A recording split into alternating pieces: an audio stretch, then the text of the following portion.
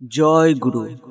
আজ আমরা অত্যন্ত দুর্লভ, অত্যন্ত গুহ্য এবং অত্যন্ত পবিত্র গুরু গীতার কয়েকটি অমৃত বাণী শ্রবণ করব, যে বাণীগুলি স্বয়ং ভগবান শিব মাতা পার্বতীকে উদ্দেশ্য করে আমাদের সকলকেই প্রদান করিয়াছেন।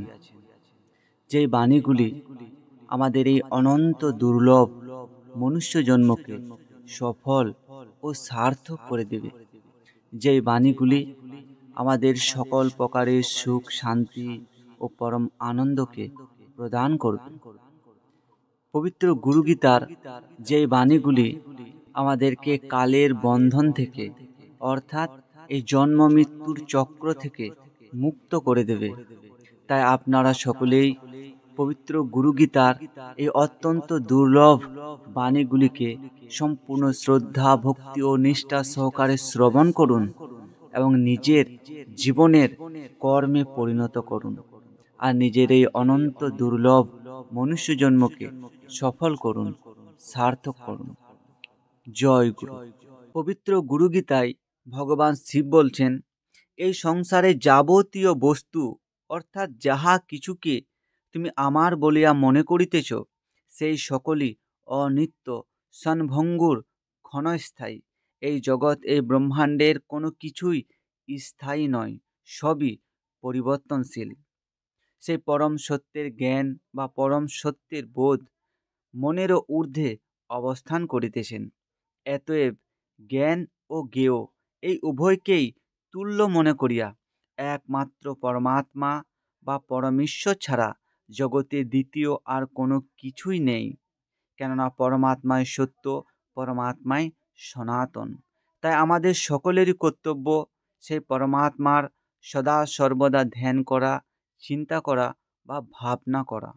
এর পরের বাণীতে বলছেন, নিত্যপূর্ণ, সদানন্দময়, গুণাতীত, নিজ আত্মায় অবস্থিত সেই পরমাত্মা শ্রেষ্ঠ হইতেও শ্রেষ্ঠ, সর্বদা আনন্দকারক।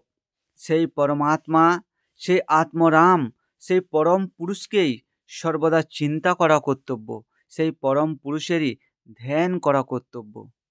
এর পরের বাণীতে বলছেন, দর্পণে অর্থাৎ আয়নায় যেমন স্ফটিক মণি নির্মিত প্রতিমার রূপ দেখতে পাওয়া যায়, সেই রূপ বিশুদ্ধ স্ফটিক মণিতুল্য হৃদয়রূপ আকাশের মধ্যবর্তী অর্থাৎ হৃদয় দর্পণে অবস্থিত সেই পরম পুরুষ, সেই পরমাত্মাকে নির্মল স্বচ্ছ হৃদয় দ্বারা চিন্তা করিবে, সেই পরমাত্মার ধ্যান করিবে, সেই পরমাত্মাকে ভাবনা করিবে।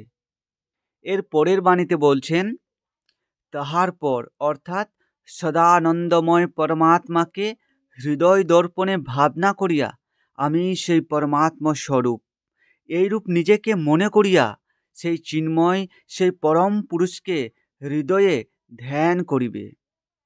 জয় গুরু। তো পবিত্র গুরুগীতার অত্যন্ত গুহ্য, অত্যন্ত দুর্লভ জ্ঞান এইখানেই সম্পূর্ণ করছি। তাই আপনারা সকলেই এই পরম পবিত্র, এই পরম গুহ্য, এই পরম দুর্লভ জ্ঞানকে বারবার শ্রবণ করুন, নিজের নির্মল বিবেক দ্বারা বিচার করুন এবং এই জ্ঞানকে নিজের জীবনে ধারণ করুন।